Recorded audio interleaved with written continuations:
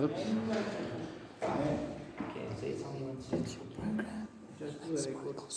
Sean said I have to wait for him to start recording. Not appropriate for the recording. Are you ready? Good evening, Mr. President, to the club executive. I note that the club president, Sean Wilkinson, DTM, is a past area director. Lynette Vermaak is also a past administration manager for the district. I am trying to ensure that all protocols are observed, that we do recognize people that are at the highest level of the Toastmasters organization. So welcome to guests, visitors, and members of the Toastmasters Club. In Toastmasters, there's actually a distinction between guests and visitors, where a guest is someone that has never been a member of a Toastmasters Club in their lives, but a visitor is a person that is visiting from another Toastmasters Club. So that's why we say welcome to guests and visitors. It might be confusing to people that have never been to a club before. Toastmasters has taught me many things. For example, I'm now walking towards you, I can walk back, I can do various things. We know that having a lectern in front of you, it creates a barrier between yourself and the audience. Like if you went to Exclusive Books, or you went to Checkers, or you went to ShopRite, that's kind of what the lectern does. But people don't stop to think of this in a conscious manner. So one can effectively differentiate oneself by never speaking from a lecture, in fact. But I know that I've only got technically 10 to 15 minutes. I'm probably going to use too much of that. Thank you to Sean for inviting me. Sean and I, he's the club president here, but him and I used to be part of a club which was called Forum. And Sean actually got me on the path to becoming a distinguished Toastmaster, which is the highest educational level that the organization can provide, because he kind of inculcated a friendly competition with me, saying that he could be the first, which obviously he wasn't, because as soon as you tell me that, it causes a problem. I have to be the first, so that's just what it is. So it was like that in grade 10 academics in high school. It's the only time I made it into the top 10 academically, because someone in my class said he was going to beat me. That's I simply couldn't allow that.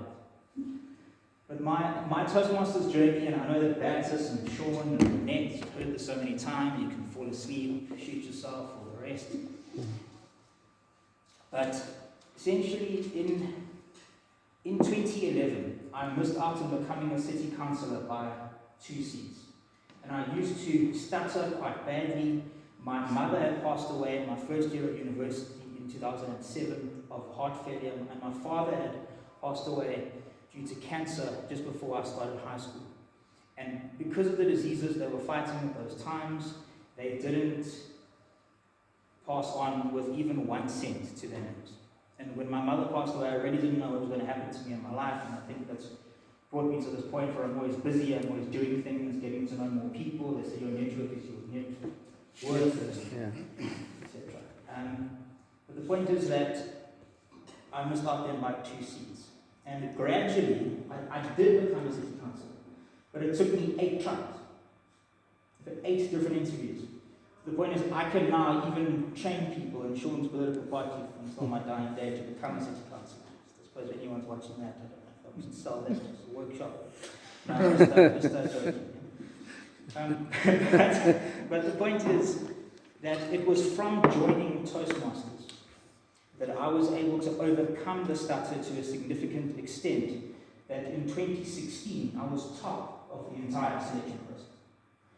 And I went on to become a member of parliament in 2018 after becoming a distinguished Toastmaster. A distinguished Toastmaster, essentially you complete more or less everything that Toastmasters has for you to achieve, whether it's speaking and its leadership.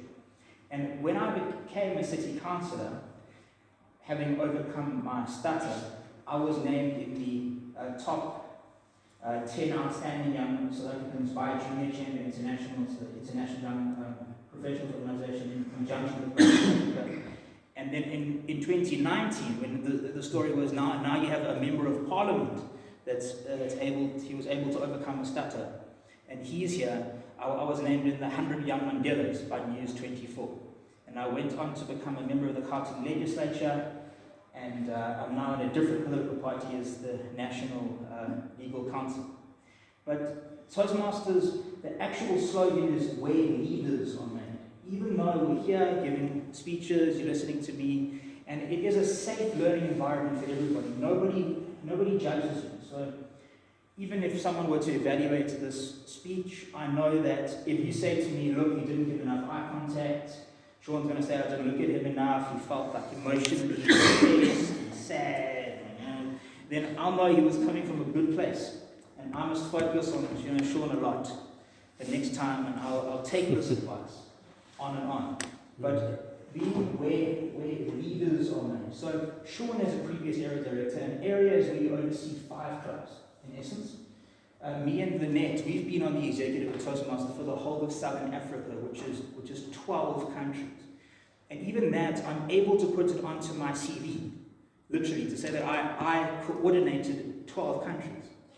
And even having won the award in 2021, being the best area director for Toastmasters Southern Africa, I don't think there's many people or many places where you can say I was the best in what I was doing across 12 different countries. And I think that even Toastmasters is something that we pay for. And it translates back from US dollar terms, which I'll explain at the end of the meeting, and it's every 6 months. I believe the benefits we get out of this organization far exceed anything that we actually pay for. And there are many people in Toastmasters. We could all be doing other things. There's politicians, lawyers, doctors, accountants, lecturers, so on and so forth. But we come back, even after being a distinguished Toastmaster, which is the highest level, that you'll say, now I've achieved everything. But we know, being Toastmasters, that we can improve incrementally every day of our lives. And I think it inculcates in us a spirit and a system of wanting to develop others while we also develop ourselves at the same time. The 4 values of Toastmasters are integrity, respect, service, and excellence. And I think through my involvement in Toastmasters since 2011, now it's 2022, I think I try to live those values every day in the way that I treat others. I think we're really able to harness and cultivate and grow and respect people's diversity across numerous countries. I think hopefully many people will know of Andrew Turo, for example. He's now the CEO of Toastmasters Southern Africa. I'm sure he's the youngest in history that we've ever had. He's probably mid-20s by now. 26, yeah. But he's really achieved everything there is to achieve. And I would highly recommend Toastmasters to anybody, no matter what you want to achieve in this life. Toastmasters has even been a place for people that got divorced, even just to meet new people, just to be in an environment where they could grow some kind of self-confidence again, to be able to speak to others again. There's the whole leadership track, there's the public speaking track. Personally, without Toastmasters, I would not be where I am today. And if there's any message I can leave you with, it's just that I am a walking testament of what Toastmasters can do for a person. And my aim is really to give back to Toastmasters all my life, even though they've never given me R1. I've always paid membership fees to them. But because of the massive growth experience that I've achieved here, I think it is important to teach people the value of Toastmasters and to get as many people involved in the organization as possible, I think.